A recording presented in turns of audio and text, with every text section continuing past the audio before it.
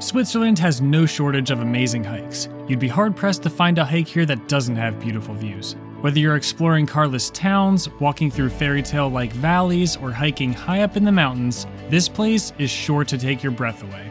In a country so full of awe-inspiring landscapes, there is a hike that many would argue sticks out as one of the absolute best. This is the 10-mile or 16-kilometer hike between Schynige Platte and Fürst.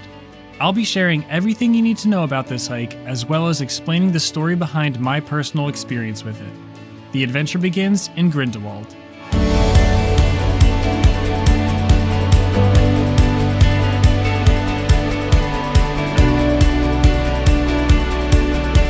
The first ride out of the Grindelwald to Fürst cable car station heads out at 8 a.m. If the weather is nice, you won't want to get there much later than that. I arrived around 8:20 and there was already a significant line. After a half-hour wait, I was enjoying the beautiful 25-minute ride up to Fürst.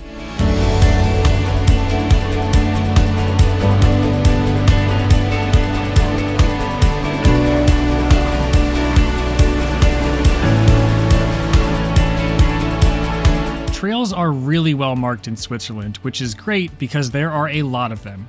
But as long as you know where you're headed and you pay attention at trail junctions, you shouldn't have to worry about making a wrong turn. On this particular day, the trail to Schynige Platte was actually closed, so those signs were covered up in tape, but more on that later. This hike starts off by heading towards Lake Picalpsy, and in this first stretch, you are likely to have company. This lake is very popular and very easy to reach. In under an hour, you are treated to the sight of crystal clear blue water reflecting snow-capped mountains in the background, as long as there is no wind, of course. Today was pretty windy, but wind can't diminish this kind of beauty. You'll want to spend some extra time here.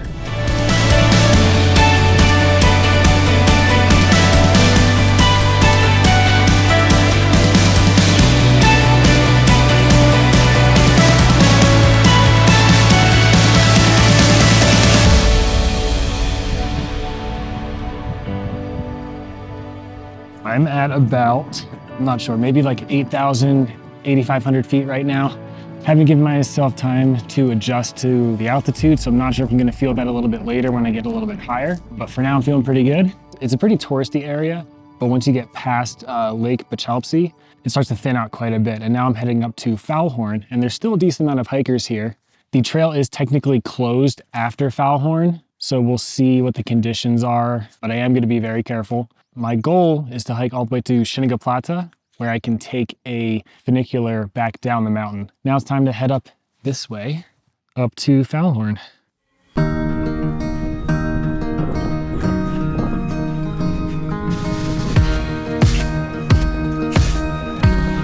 Foulhorn is the highest point on this hike. From the lake, you'll face an elevation gain of 1,350 feet, or 413 meters, before you can reward yourself with some food at the hut that rests on top of the mountain. I would not say that this climb is particularly steep, but it all depends on what kinds of trails you're used to. If I don't need to use my hands to pull myself up, I usually say that a trail is not too steep, but decent fitness is required for this section.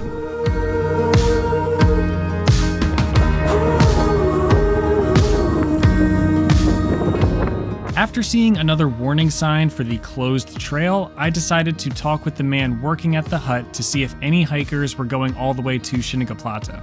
He said no and that he doesn't recommend it. This is when I began to reconsider my plan. I started researching alternate options, but ultimately I decided to check out the rest of the trail, knowing that I may need to turn around if conditions were bad enough. It's important to note that before I began this hike, I did ask someone at the Grindelwald tourism office what exactly a closed trail meant in Switzerland. It basically means hike at your own risk, so I wasn't doing anything illegal here. But the seclusion of a closed trail was a nice bonus. Looking into the distance, I noticed a section of the trail that may be impassable with the snow, so I didn't have my hopes too high. But that was about to change. That guy hiking up there, we just had a chat that was very helpful for me. So I was hiking up to Foulhorn, and the sign for Schynige Platte was labeled clearly as closed. They had a sign there that said stop, and they had a little bit of like caution tape going across, and that really discouraged me, and I figured I probably would stop. I decided to at least hike for a little bit along this trail because it seemed fine, and I saw this other guy hiking from Schynige Platte. So I stopped him and we talked, and he said, yeah, you'll be fine. Like, you have boots on, you have trekking poles. There's some other people hiking it too today. We both sort of think it's mainly a result of they're just being really cautious about people who aren't in shape coming up here to do this, because it's just so accessible in Switzerland to get all the way up here. You could have people in tennis shoes trying to do this hike. I think I'm good to go. So yeah, let's do it.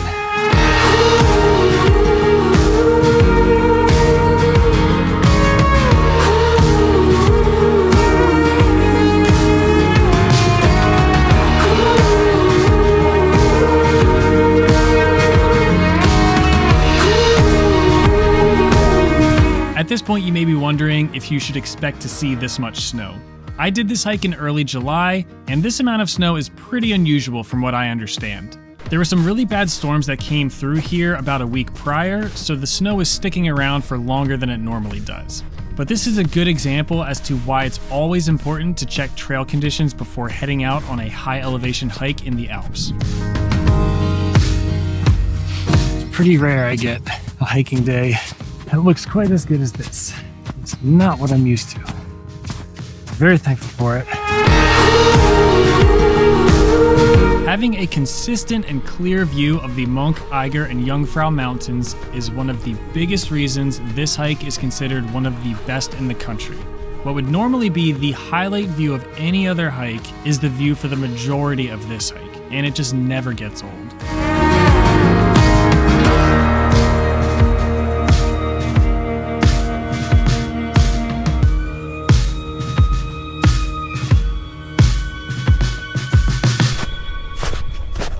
This next section of trail is the reason why I really don't blame the people who decided to keep this trail closed into early July.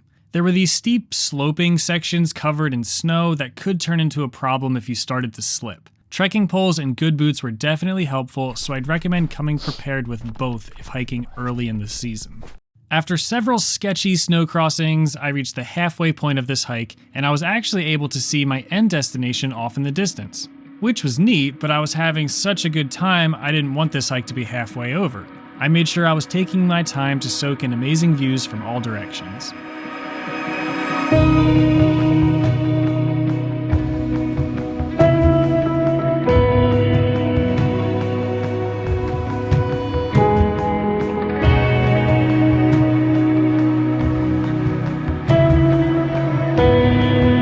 After a short and somewhat steep descent, you'll come across another hut that could serve as a nice pit stop, but obviously not for me because the snow has delayed the opening date for this one.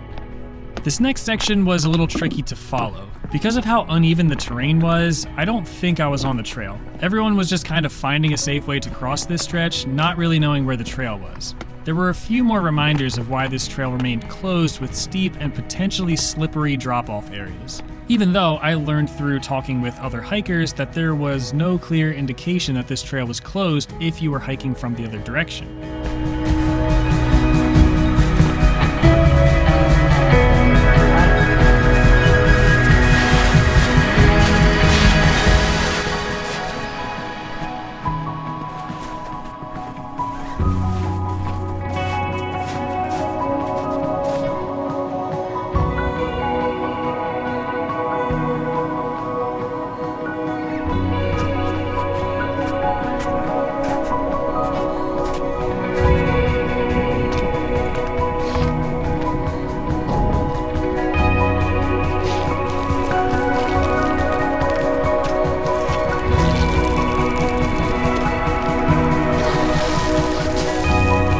After one last sketchy slope, I began to really appreciate the diversity in the landscape at this point. Descending down from an alpine environment, your surroundings gradually change into a rocky valley and eventually a lush mountainside with some trees and plentiful flowers.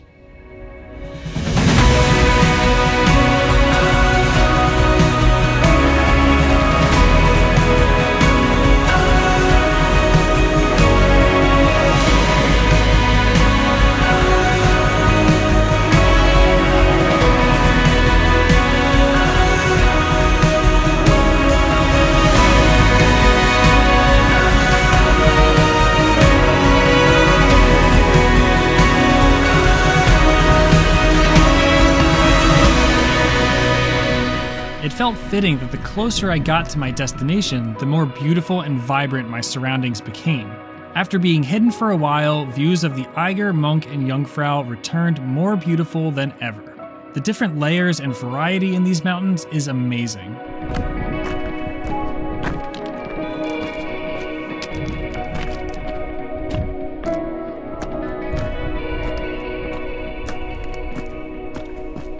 Once I got over this ridge here, I was greeted by a surprisingly loud symphony of cowbells from the valley below.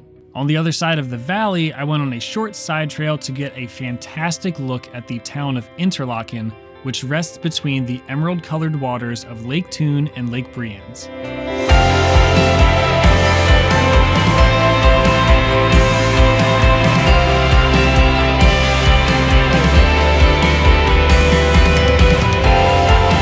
The last 40 minutes of this journey will have you hiking through a lush valley full of vibrant green grass and fields of flowers. Obviously, you can do this whole hike in the other direction, but I found that finishing at the beautiful landscapes surrounding Schynige Platte felt very fitting. I was sure to arrive at the railway station early as the last ride out leaves at 5:53, and you don't want to miss that unless you are planning on hiking all the way back down. This ride is about 4.5 miles long and descends 4,650 feet down into the town of Wilderswil. You'll have 52 minutes to soak in more views of Interlaken and the surrounding mountains as you enjoy this more nostalgic form of transportation. From the Wilderswil train station, you can head into Interlaken for a post-hike dinner, or go straight back to Grindelwald if you are staying there. Let me know in the comments if you have any questions, and I will do my best to answer them. My next video will cover the Muren Via Ferrata, which was one of the most fun things I have ever done, so you won't want to miss it.